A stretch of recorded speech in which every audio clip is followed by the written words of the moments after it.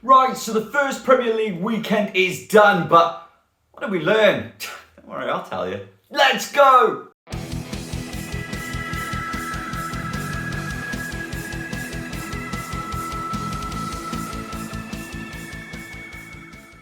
Hey guys, how you doing? FM Dell here, and welcome to the football show. If you haven't already, do remember to like, subscribe, and do all the beautiful stuff. And also, most importantly on these are all, in my opinion, pieces. I want you to comment, let me know your thoughts, because that's the most important thing. This is a little bit of community that we are making. So in today's show, what we're here to do is talk about the three main things that we can take away from the first weekend of the Premier League. So without any more further ado, let's get to number one.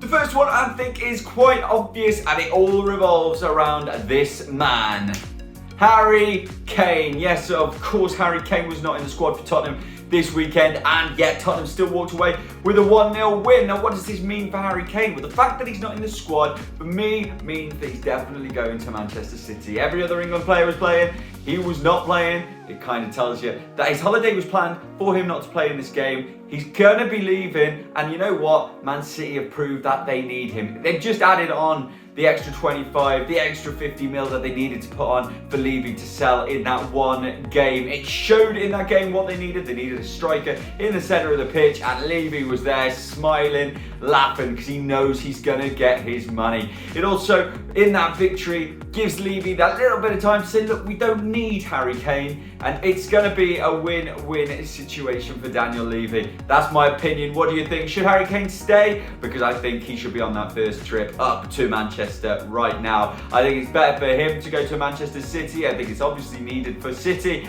and Tottenham will survive without him. What do you guys think? He should be on that train, right? So for number two, the refs have left their cards at home, and I think I'm okay with it. I'm not sure. What do you guys think? After watching the games this weekend, watching Liverpool, watching City, watching the highlights for the other games, and also obviously watching Arsenal, the referees are taking a step back this season. They're letting a lot of things go that they definitely wouldn't have let go last season. Cards, Tanganga, for a start, should have been booked. In my opinion, he should have been booked, but did it affect the game that he wasn't?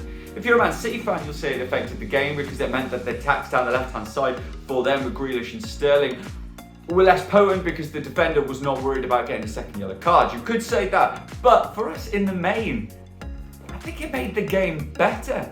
Salah, when he went down in the box, didn't get up and start waving a card or screaming for a penalty or screaming for them to go to VAR because they know it's not going to happen this season.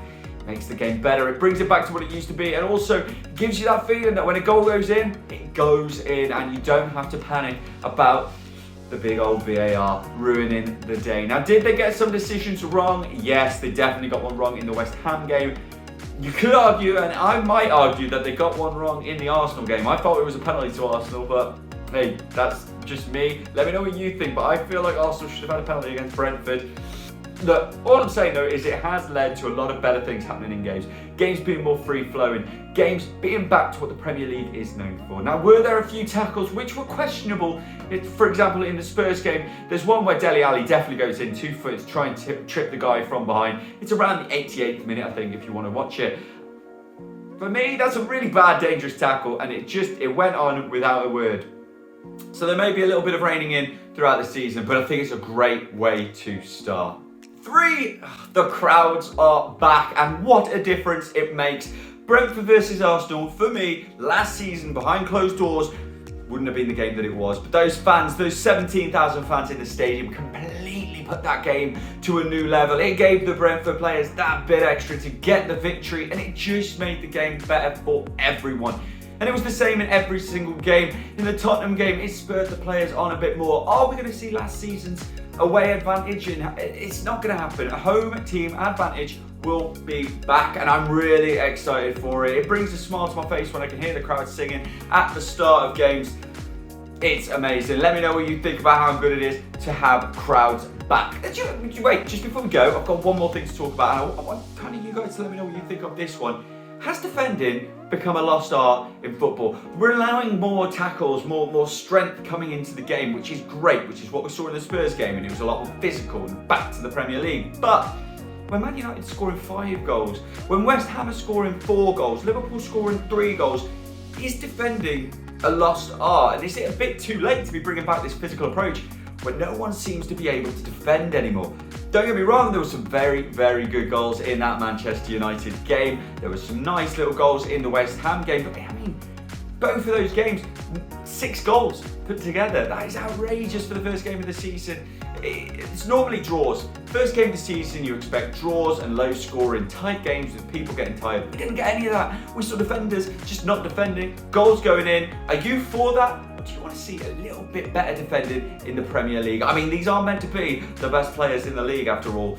Should defending get a lot better? Maybe we'll talk about that another time. Let me know what you guys think. And what do you think were the main things to take away from the first weekend of the Premier League? Football's back, guys, and I am so happy about it. See you again very soon. Toodle pip.